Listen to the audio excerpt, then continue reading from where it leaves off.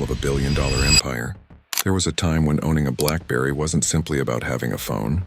It was a symbol of power, success, and status. CEOs carried one. Presidents depended on one. Billionaires refused to leave home without one. If you wanted people to know you were important, you carried a BlackBerry. At its peak, BlackBerry controlled nearly half of the smartphone market in North America. The company was generating billions of dollars in annual revenue, making billions in profit, and its market value climbed above $80 billion. It seemed unstoppable, but today, almost nobody buys a BlackBerry phone. So what happened? How did the company that created the modern smartphone lose everything in less than a decade? This is the rise and fall of BlackBerry.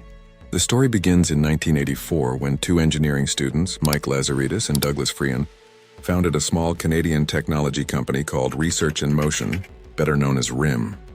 In the beginning, the company wasn't producing smartphones.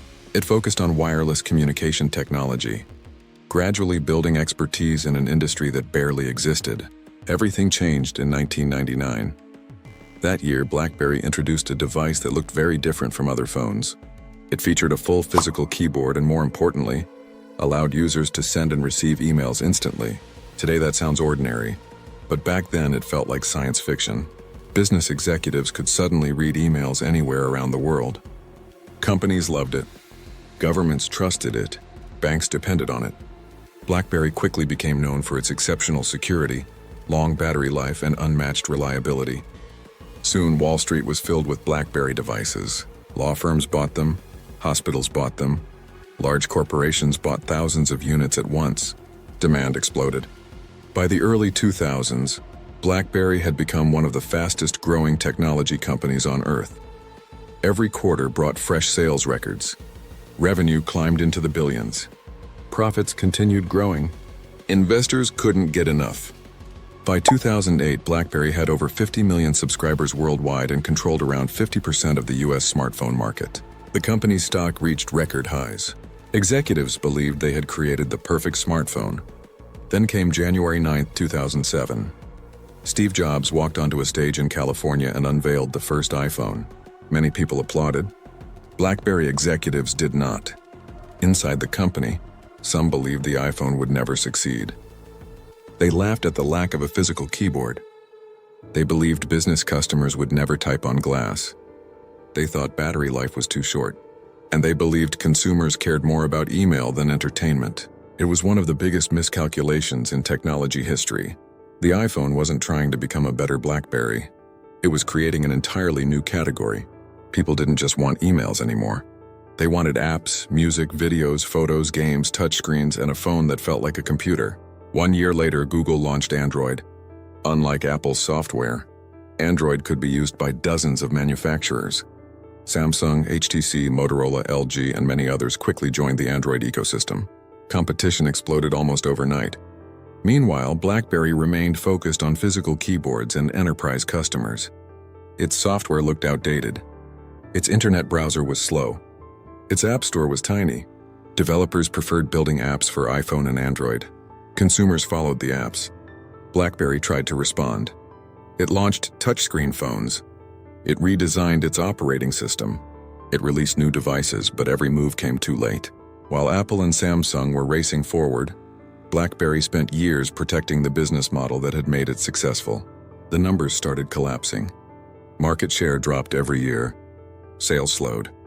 Profits vanished. Billions of dollars in market value disappeared. By 2011, BlackBerry was losing customers faster than it could replace them. Investors panicked. The company's stock fell dramatically. Thousands of employees were laid off. Executives resigned. Products were delayed. Consumer confidence disappeared. Then came another disaster. In 2013, BlackBerry launched the BlackBerry Z10. The company hoped it would finally compete with the iPhone and Android. Instead, sales were disappointing. Millions of unsold phones accumulated in warehouses. The company was forced to take nearly $1 billion in inventory write-downs. It was one of the largest financial mistakes in BlackBerry's history. Soon afterward, BlackBerry stopped designing smartphones as its primary business. The company shifted towards cybersecurity and enterprise software instead. Today, BlackBerry still exists, but it is no longer a smartphone giant. Its phones vanished from store shelves. Its once famous keyboard became history. The company that once defined the future of mobile communication became a warning for every business leader. BlackBerry didn't fail because it lacked brilliant engineers. It didn't fail because customers disliked its products. It failed because it underestimated how quickly consumer behavior could change. It believed yesterday's success would guarantee tomorrow's future. History has repeated this lesson many times. Kodak invented the digital camera but protected film. Blockbuster ignored streaming. Nokia underestimated smartphones. And BlackBerry underestimated the touchscreen revolution. The market doesn't reward companies for what they achieved yesterday. It rewards those who build tomorrow. At its peak, BlackBerry was worth more than $80 billion. It dominated governments, corporations, and financial institutions around the world. Yet within just a few years, that empire collapsed. The lesson is simple. No matter how successful your company becomes, innovation never waits. Because in business, your biggest competitor isn't always another company. Sometimes it's the future itself. The BlackBerry story is not really a story about a bad product. The problem was that BlackBerry became so successful at solving yesterday's problem that it failed to recognize tomorrow's opportunity.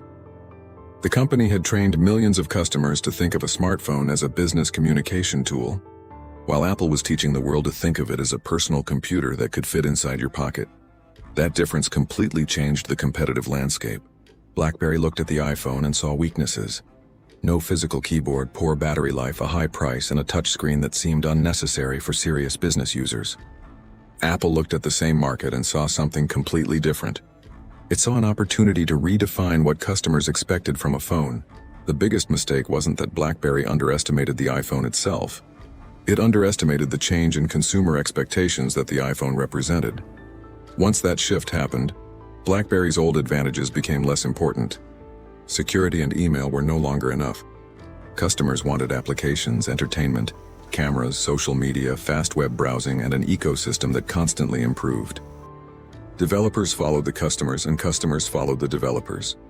That created a cycle BlackBerry struggled to break. The more people used iOS and Android, the more valuable those platforms became. And the more valuable they became, the harder it was for BlackBerry to attract users back. This is why BlackBerry remains such an important business case study. Companies rarely disappear because they suddenly become incompetent. More often, they lose because the world changes faster than they do. BlackBerry had brilliant engineers, loyal customers, enormous resources, and a powerful brand. But none of those advantages could protect it from a market moving in a completely different direction. The lesson extends far beyond smartphones. Staying successful isn't about defending what made you great yesterday. It's about recognizing what people will want tomorrow and having the courage to rebuild before they ask for it.